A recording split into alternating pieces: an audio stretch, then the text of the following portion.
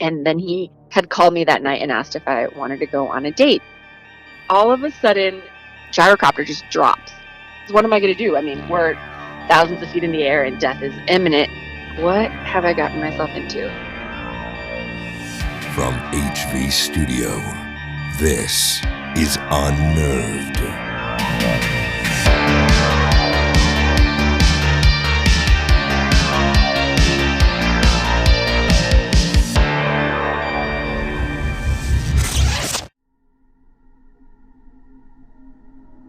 Welcome back to the Unnerved Podcast.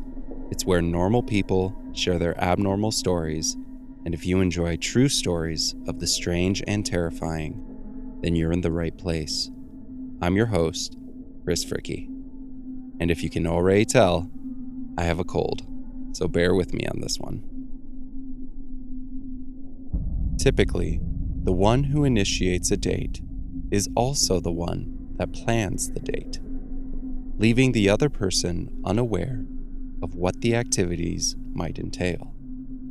As you can imagine, this could be anything from the most romantic scenario to an absolute nightmare. Crystal has been a family friend for years. I would describe her as positive and humorous, and she's the kind of person that anyone would feel comfortable around. I've heard her tell many entertaining stories of dates gone wrong, and in today's story, she will share about a date that went from bad to worse. This is her story. I was in a season of life where I was going on a lot of dates and collected a lot of stories, but this was the most truly unnerving of all of the dates that I went on. I had a friend who said, "Hey, there's this guy. He seems like a really good guy. I know him a little bit. He's helped me fix my garage, and I think you guys might be good." When I met him, it was kind of at night, and he definitely looked older, but I was like, maybe he's just younger but looks older. I couldn't really tell. And I had met him, and then he had called me that night and asked if I wanted to go on a date. And so he had seen me drive away from wherever I had met him that night, and noticed that my taillight was out on my car. And so that was one of the first things. Was he was like, "Hey, I'd love to take you out on a date, take you for, a flight on my gyrocopter and out to lunch." And I also noticed that the taillight was out on your car, so I was wondering if I could fix it, which is kind of, very nice, but also kind of weird to have some random guy be like, "Can I fix the taillight on your car?" It was my headlight, sorry. And I was like, "Sure, yeah, I think it's actually a short in the wiring, so I don't know that you can fix it, but yeah, you can try if you want." And he was like, yeah, I can do it. So my roommates and I ended up nicknaming this guy Mr. Well Seasoned, because he was definitely older. And I was not. I was in my early 30s at the time. And he must have been pushing his 50s or in his 50s. And so he had planned this really elaborate date in his gyrocopter down in Hot Springs, South Dakota. So I was living in Rapid City at the time, had 3 roommates. All of us girls were just living the single dream. And he comes to my house. He picks me up the next day, and he's like, "I'll be there. We'll leave at 8:39ish, like really early in the morning, because we'll have to drive before Collins and it'll take a while." So I was like, okay, that's fine. So he shows up, kind of one of those guys, who wears leather vests and they walk with their chest out. And he also had a gun, like a handgun that he kept in the back of his pants, and then a huge knife just like in the front. So he's like walking with his swagger and his gun and his knife, which like didn't totally disturb me because I'm used to those things. But also I've never been on a date with a guy who's like, yeah, Becky, except for a cop maybe one time. So it was a little weird. So he's like, "Yeah, I'm going to go over and check your light on your car." And I'm like, okay. So he goes over and he lifts up the hood and looks at the light, and he's like, yeah, I definitely cannot fix that. And I was like, okay. So he's like, "So let's go." And I was like, "Oh yeah, okay." So we get in the car, and he had 2 Subway sandwiches on his console in his car, and did not offer me one, did not offer to take any place. Was like, "Yeah, I got these sandwiches for myself." And I was like, "Oh, okay." So I hadn't packed anything, because usually like on a morning date you get breakfast together. That did not happen. So we start driving, and immediately he starts grilling me on my knowledge of different things, like trying to decide how smart or not smart I am. And he also brought me, I believe, 4 of the books that he had written. They were all on like how to be a man, and he was big into politics and all these different things. But it was just interesting to be grilled on like, what is your intellectual level? And I was like, oh my gosh, serious? So, and then we have a 45-minute drive before us. And on this drive, I start to be like, what have I gotten myself into? We get to the airport where his gyrocopter is. And a gyrocopter, if you've never seen them, I would call them the four-wheeler of aircraft, in that they're like a helicopter meets an airplane, but they're really small. And when you're sitting in it, like sitting next to someone, you are shoulder to shoulder next to them. So I found out later that they are considered the most dangerous aircraft that you can fly because you don't see power lines and they tend to fly low. And so people die in them all the time. But I didn't know that at the time.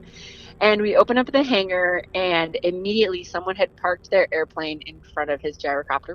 He just got so angry that this airplane was in front of his gyrocopter, and he's like, "Ah!" And so I was trying to help him, like, well, do you want me to? I can help. And he's like, I'm moving this plane. So he just like pushes the plane, which moves surprisingly easily. And then he's like, why don't you just go over, like, go hang out with those people over there? And so he like points to this random group of people just on the other side of the airport, and they were jumping out of airplanes. And I was like, my stomach just dropped because I'm like, I am so far from home.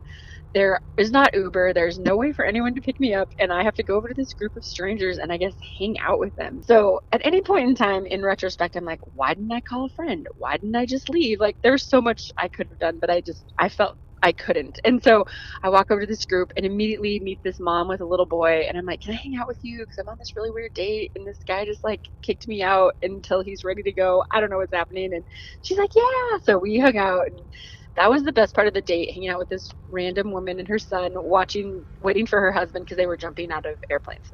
We hung out, and then pretty soon he comes over. He's like, all right, I'm ready to go. So we get into the gyrocopter, and I immediately start like buckling myself in, because there's straps. And he's like, oh yeah, let me do that for you because I want to make sure it's done right, which was so awkward. And I was like, oh my gosh, what is happening? I felt like a little kid. He puts the headphones on us, and we start taking off, and I was kind of nervous, so I wasn't speaking very loud, apparently. And he's like, what? And I would say something. He's like, I can't hear you. I can't hear you. And I was like, I think. And he's like, shh, I need you to just be quiet for a minute. I'm trying to figure out what's wrong with your headset. And I was like, oh, okay, sorry. So we turn around, we go back, and he gets out, takes off my headset, checks the batteries, checks everything. He's like, well, it all works. Your voice just must be too, like, something's just wrong with your voice. And I was like, right, yeah, okay, perfect. So I know, it's me, obviously. So we get on the gyrocopter, we get up in the air, and he's like, and he finally kind of relaxes a little bit, and he's like, hey, so why don't you tell me if you can see any animals? And I was so irritated at this point. I'm like, yeah, in my mind, I'm like, you just buckled me in, you just shushed me, like, and now you want me to look for animals like I'm a 2-year-old? And I'm like, oh my gosh, okay, well, hey, there's some cows down there. And he's like, cows, stupid. And I was like, oh, really? And we're flying over the Black Hills heading towards Custer State Park. So if you've never been to Custer State Park, like, there's buffalo and different things like that. So I was like, maybe he wants me to look for buffalo. So there's a herd of buffalo. I'm like, oh, look, there's buffalo. He's like, yeah, duh, it's Custer, there's buffalo everywhere. And I'm like, okay, like, what do you want? We're too high up in the air for me to be like, there's a ground squirrel. I don't know. So we're flying along, and things are kind of calming down a little bit. And he hasn't shushed me recently, so things are better. And all of a sudden,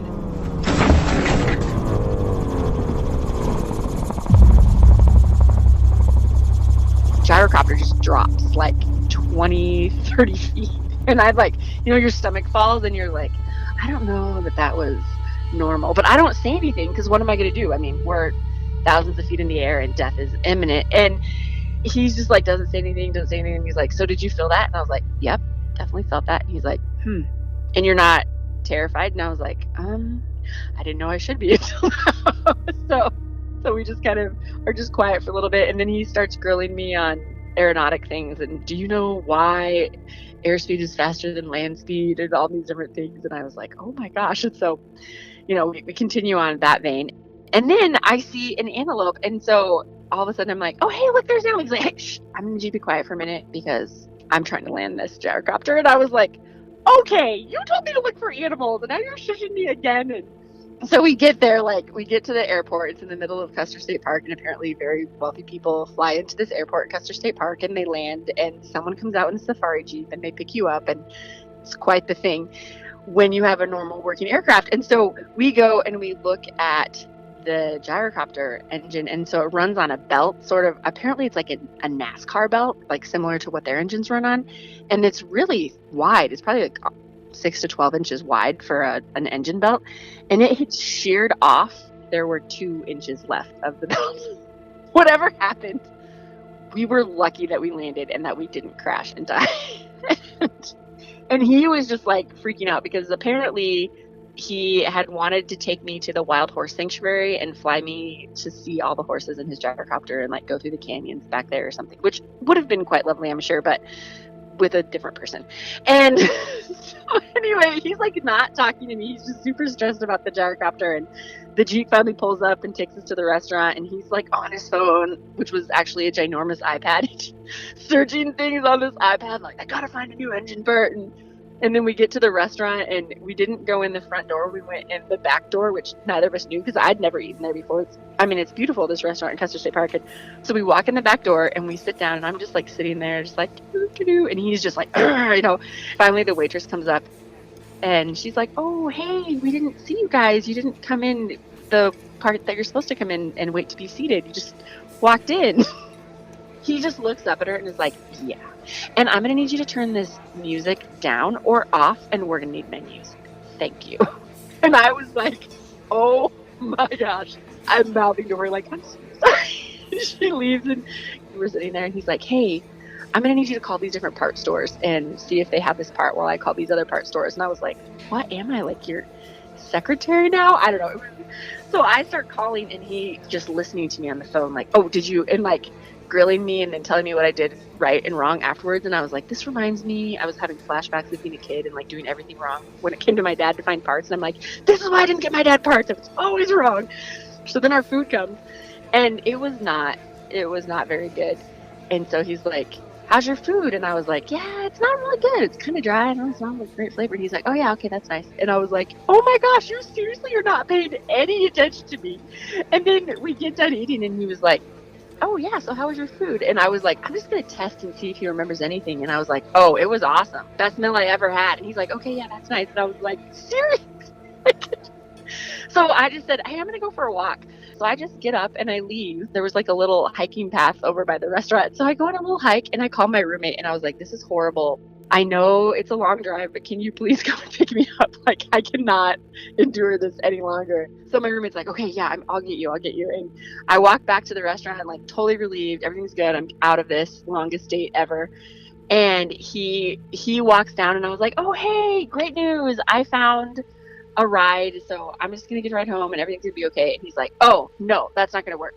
I actually need you, so this is going to be good. I got Custer State Park to let me use one of their Suburbans, and so we're going to drive to the airport, and then you're going to pick up my car, and then we'll both drive my car back here, and we'll leave them there. So you have to come with me. I need you to help me. And it was like, again, at that point, I could have been like, yeah, no, that's not going to work for me.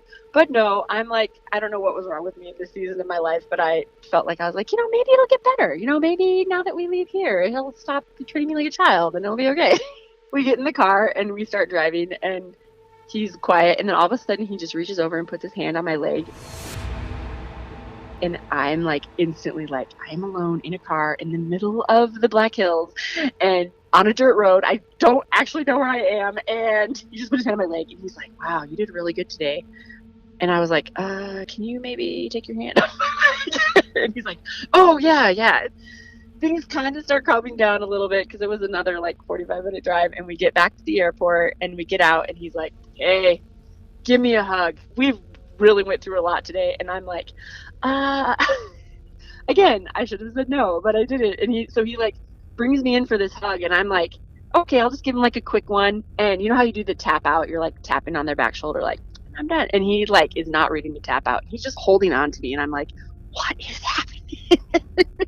I'm tapping out, and he's just like, just keeping on there. And I'm like, oh my gosh, Lord, save me from this date. So he finally stops, and we are heading back to Suburbans, and I'm like, sweet, we're going to head back to Custer. And he's like, oh yeah, so I was thinking I need to actually drop some stuff off. I'm kind of moving, and I have a cabin over here by Angostura. And so I thought I'd have you like help me unload some stuff. And I was like, yeah, I guess. I mean, at this point, it's like 3 or 4 in the afternoon. I follow him out to his house, and it's like way back in this canyon, And it's a cute little cabin, and he like apparently writes his books there. And so we're moving his stuff in, and I had to bring something into the back bedroom where his bedroom was, and he was in there on the other side of the bed. And as I set the box down, he like stands up and he's holding this child's rifle in his hands, and he looks at me and he's like, "I bought this in hopes that someday I would have a son." And I was like, "Uh-huh." And he's like, I'd kind of given up hope, but and I was like, "Yeah, where's your bathroom?" And he's like, "Oh yeah, it's over there." And so I like staying there for a little bit, kind of regroup, like that was weird. And then I walk out and he has repoured my glass of wine and he's like, "Well, we're pretty much done now. So I was thinking I just wanted to show you a couple videos of my gyrocopter." And I was like, "Oh, okay." So I like again could have said no, but for some reason I'm like, "Yeah, sure. I'll look at your gyrocopter videos." So we go out on his front porch and I'm like sitting across from him. He's like, "Oh no, you need to sit by me so you can see the video." And I was like, "Oh, okay." So I go over and I sit next to him and he showed me like the creation of the gyrocopter, the first flight of the gyrocopter, multiple flights of gyrocopters overseas, his first flight learning to fly a gyrocopter. And like an hour and a half later, as the sun is setting, I'm finally like, "Yeah, so we should probably get going." And he's like, "Oh, yeah." We leave and I call my mom and I'm like, "Mom," so he's in his car, I'm in my car, and I'm like, "I don't know what to do. Like this guy is," I'm like trying to just like show him that I'm not interested in him. Like I told him to get his hand off my leg, and I'm like trying to not sit close to him and not touch him, and I'm not doing any of the things that are like cues, but he is like not picking it up. And mom's like, "Probably just gonna have to be straight with him, Crystal, and just tell him." And I was like, "I don't think he's gonna get it." So we get to Custer State Park, we drop the Suburban off. It's like probably 7 or 8 at this point, and we're driving back into town. And so he starts grilling me like, "Hey, so like, what do you think about relationships and love?" And I was like, okay, I still, instead of just being clear, like, "Hey, I don't like you at all," I'm still like, I'll just drop more hints. So he's like, "So what do you think about love?" And I was like, "Oh my gosh, I'm so in love with my ex-boyfriend. Like, I wish we could get back together. I really love him. I'm pretty sure we're going to get back together, actually. Like, I'm just deeply, madly in love with him." And I go on and I get done. And he's like, "Yeah, love doesn't really matter. I've been in love with a million people. Like, that comes and goes. Like, I'm sure you'll be fine." I was like, okay. So then he goes, "So, how many kids do you want to have someday?" And I was like, at least 4, but probably like 6 to 10. Like, if I could have 6 to 10, that would be great, but at least 4, bottom line.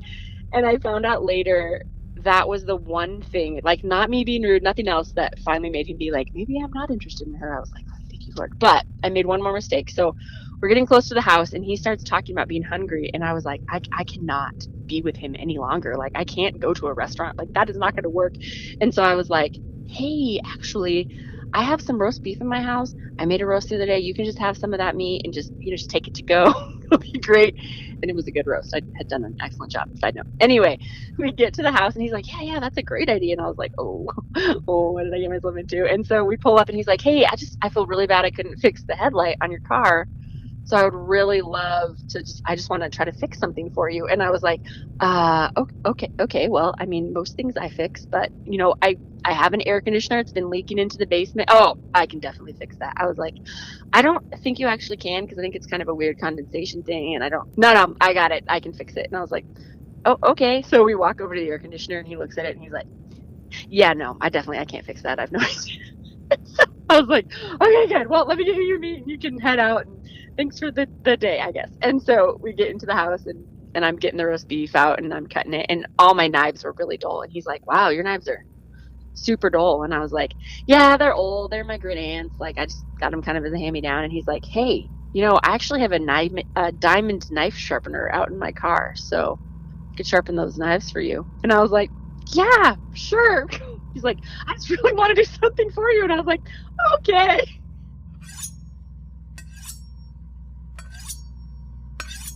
And he sharpens all of my knives.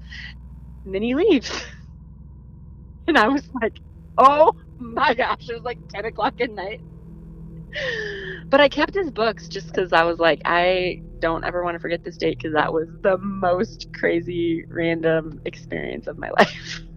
All of the different situations, like, we're in a gyrocopter, it malfunctions, we almost crash, he's showing off a gun, he's sharpening my knives, like all of these different situations you were in, thankfully nothing horrible happened, but it's just like it's just crazy the amount of situations you were in one day with this guy.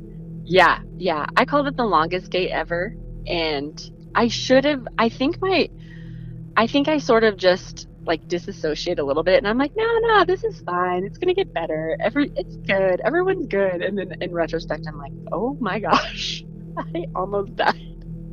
Yeah, in more ways than one, potentially. Yeah, So my favorite part of this story is that this guy comes across as the definition of masculinity and manly man, and I love the multiple attempts at trying to prove that. I think he failed at every attempt at trying to show his manliness except for sharpening the knives. That was the only thing he was successful at. I know. Yeah, I can fix that for you. I know. I definitely I can't do that. Actually, no, it's too far. I'll fix a gyrocopter. Actually, no, I can't. Oh my gosh, that's so funny. I want to talk about the gyrocopter for just a second. Okay. I didn't know what a gyrocopter was until I looked it up. Yeah. Those things look terrifying. I'm not afraid of flying at all. Like, I've gone skydiving. I like heights. None of that stuff bothers me. But when I saw a photo of the gyrocopter, I was like, that does not look safe at all. Yeah. Was it enclosed, or was it one of the ones that were open? This one was enclosed, so it really had the feel of a mini helicopter, but it also had the feel of like one strong gust of wind and we're dead. Right. Gotcha. So the belt that broke apart and there was only like 2 inches left of it, did he say how much more airtime that you guys probably had? Like, how much longer before you guys would have made like an emergency landing? He didn't say, but based upon like the look on his face when he looked at it, he was pretty terrified. I don't think we could have flown much farther than what we did. His face actually looked like surprised that we even made it. Like that we shouldn't have even made it on the 2 inches that was there. Right, and he couldn't show fear because he's the manly man, so he can't show that he's scared. Yeah, so instead he just, kind of got angry and shut down. That date showed me that I needed to be more aggressive and assertive in what I needed and wanted, but I was like, if he hadn't been a good guy, like he was a good guy, he was, weird and it didn't go his way, but in retrospect, I remember laying in my bed that night being like, if he had like tried to how far would I have gone? I think it just kind of scared me, like, because I am a people pleaser, but I'm not only a people pleaser, I also really want to give people chances, and I'm like, this, it's gonna get better. Like, I always kind of believe in the best, and like there's gonna be a silver lining, and I don't really listen to like my own fear or my own anger. So like the times when I got afraid, I'd be like, nope, you're fine, don't be afraid, instead of being like, maybe this is a sign I should listen to, or frustration of like, hey, maybe that actually matters and you should voice this. And so I just was like, no, it'll be okay, like, I'm just gonna he's trying, like, I'll give him a chance, it'll get better, and just kind of convince myself of that until in retrospect when I got home I was like, yeah, I went way too far. I guess my advice would be know yourself, know your boundaries, also have a escape plan. Like, I did not have an escape plan for that date. I should have thought that out way better, but I was just so excited to get to go in a gyrocopter. So also, when the date sounds too good to be true, it really might be. When you have horrible dates, just turn them into a comedy show, and then they just become a great story, and that makes life way better. And then keep dating, because I did meet an amazing man later.